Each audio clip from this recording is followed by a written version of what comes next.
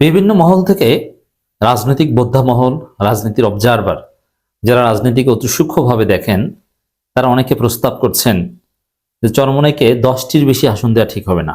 আমার অবজারভেশন ছিল 30 থেকে 35টা। অনেকে বলছেন যে না, 10টার বেশি না।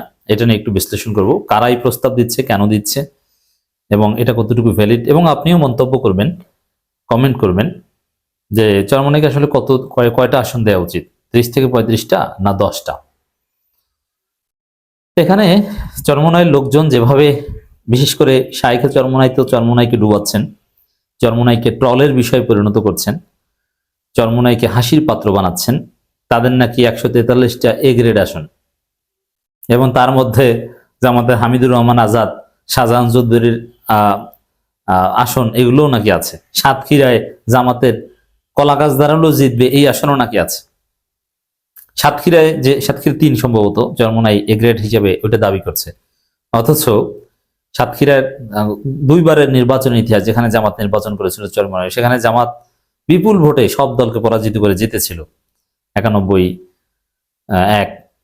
আর চরমোনাই তখন ভোট পেয়েছিল 2800, 3300 এরকম। যেখানে লক্ষ লক্ষ ভোট, সেখানে 2800, 3300 ভোট, আর সেটাকে এ গ্রেড বলে দাবি করে। তা এখন অনেকে বলছেন, রাজনীতির বোদ্ধামহল বলছেন যে চরমোনাই এত পারে এ গ্রেড 143টা, তাহলে তো ক্ষমতা এসে গেছে, তাহলে এককভাবে নির্বাচন করে একটা আসন জিতে দেখাক। এবং জামাতকে এই বিশ্লেষক বা বোদ্ধামহল, বুদ্ধিজীবী অনেকে পরামর্শ দিচ্ছেন যে যদি চরমোনাইকে জামাত ইসলামী জোটে রাখতে পারে, দ্যাটস গুড। আর সবাইকে যে রাখা যাবে, নট নেসেসারি, এটা বাস্তবতা যে চাইলেও সবাইকে রাখা যাবে না। চরমোনাইকে 10টা আসন দিয়ে রাখা গেলে যাক, আর না গেলে দরকার নেই।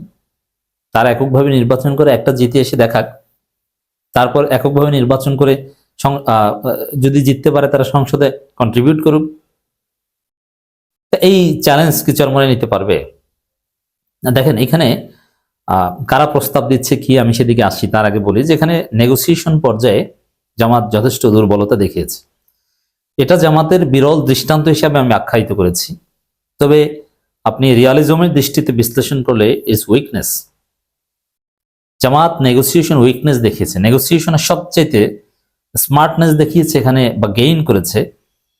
এখানে হওয়া উচিত এ ধরনের সমঝোতা উইন উইন সিচুয়েশন, কিন্তু জামাত রিয়ালিজম থেকে কিছুটা দূরে।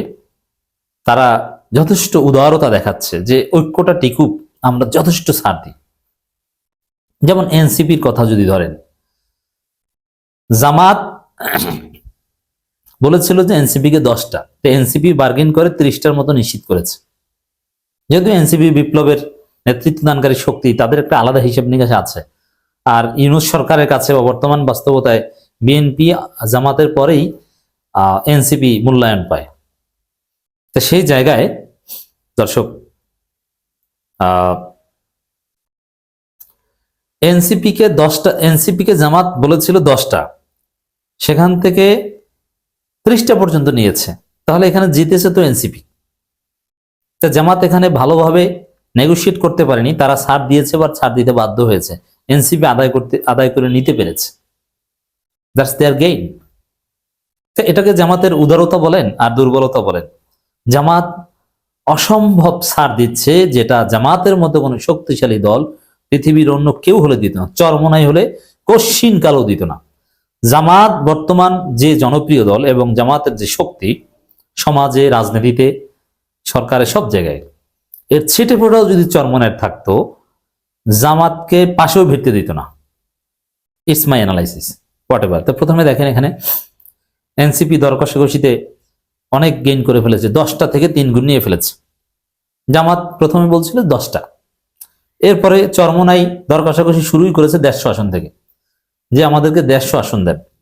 সেখান থেকে জামাত 30-35টার মধ্যে রাখতে চাচ্ছে, কিন্তু চরমোনাই 50, 60, 70, 80, 100 পর্যন্ত দাবি করছে, যেটা রীতিমতো হাস্যকর।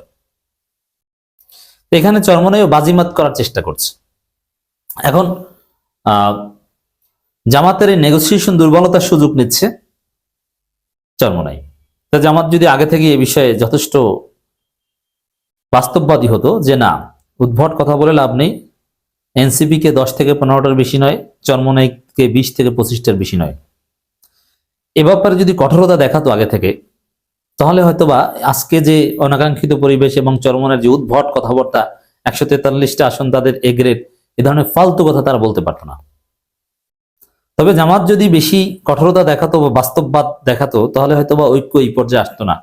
তা জামাত আসলে আসলে ইন এ ডিলেমা, তাদেরকে নানান বিষয়ে ম্যানেজ করে চলতে হয়, চোখ কান খোলা রাখতে হয়। একটু এদিক ওদিক করলে, কোনো বিষয় একটু বাড়াবাড়ি বা একটু বেশি শিথিলতা দেখালেই ক্ষমতা হাত ফসকে চলে যেতে পারে, যেহেতু ক্ষমতা আসার সম্ভাবনা তৈরি হয়েছে। জামাতের দায়িত্বশীল এখন কতটা ক্রিটিক্যাল সিচুয়েশনে আছেন আমি জানি, জেনে বলছি। কারণ জোটও রাখতে চায় তারা, বৃহত্তর স্বার্থে জোট রাখা জরুরি। আবার এমন চরমনায় আবেগী হয়ে তারা এখানে দর কষাকষিতে জামাতের সাথে যে আচার আচরণ করছে, জামাত যদি আবেগী হয়ে কিছু বেশি দিয়ে দেয়, ওটা নিশ্চিত পরাজয়ের কারণ হবে। আবার মাঠে ময়দানে চরমনায় জামাত দূরত্ব তৈরি হয়ে গেছে, যদিও এটা ওভারকাম হতে সময় লাগে না। তো এইটাও একটু বলি মাঝখানে, চরমনায় জামাতের মধ্যে যে শত্রুতা দেখছেন এখন এই আসন সমঝোতাকে কেন্দ্র করে, হ্যাঁ এটা হতাশার, ইট শুডন্ট হ্যাভ বিন, বাট হয়েছে যেভাবে হোক।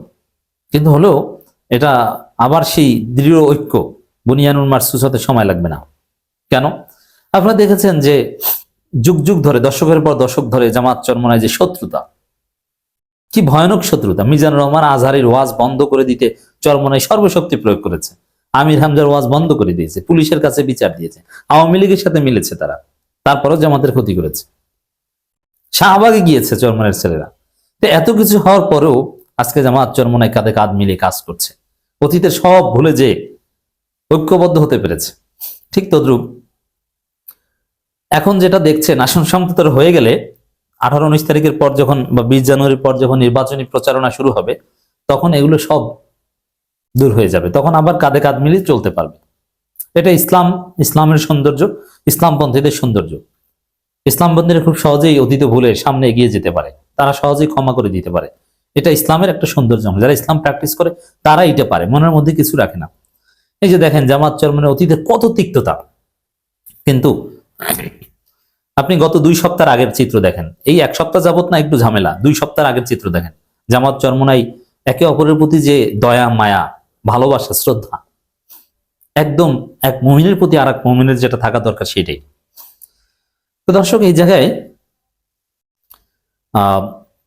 বাস্তববাদ হচ্ছে, এখানে আমি জগন্নাথ বিশ্ববিদ্যালয়ের একজন শিক্ষক, ইতিহাসবিদ এবং রাজনীতি বিশ্লেষক, বোদ্ধা এবং বুদ্ধিজীবী, তিনি লিখেছেন, চরমনায় পীর সাহেবের দল বাংলাদেশ ইসলামী আন্দোলন, ইসলামী আন্দোলন বাংলাদেশ, যাই হোক, কোনো দলের নাম কোনো বিশ্লেষক বা গবেষক বুদ্ধিজীবী একদম এক্স্যাক্টলি লিখবেন, এটা আমরা প্রত্যাশা করি, ন্যূনতম ছাড় দিয়ে। এবং এটা কোনো দলের নাম ভুল লিখলে ওই দলের লোকজন মাইন্ড করেন, এটা ঠিক না। ন্যূনতম ছাড় দিয়ে জামাত জোটে রাখতে পারলে ভালো। ইসলামী আন্দোলনের জন্য জামাত জোট সর্বোচ্চ 10টা আসন ছাড়তে পারে। এতে না মানলে ইসলামী আন্দোলন একক বা আলাদা জোট করে নির্বাচন করাই ভালো। আলাদা জোট করতে পারবে না, কারণ কেউ তাদের সাথে যাবে না, জামাতের সাথে থাকবে অনলি তারা বের হয়ে যেতে চায়, অন্য কারোর সাথে আসন সমঝোতা নেই, জটিলতা নেই। সবাইকে জোটভুক্ত করা ও রাখা যাবে না, এই বাস্তবতা মেনেই নিতে হবে। প্রধান প্রতিযোগী ধানের শীষ ও দাঁড়িপাল্লা মার্কা, এর বাইরে শাপলাগুলি ছাড়া অন্য যে কোনো মার্কা দিয়ে যেতে আসা কঠিন হবে।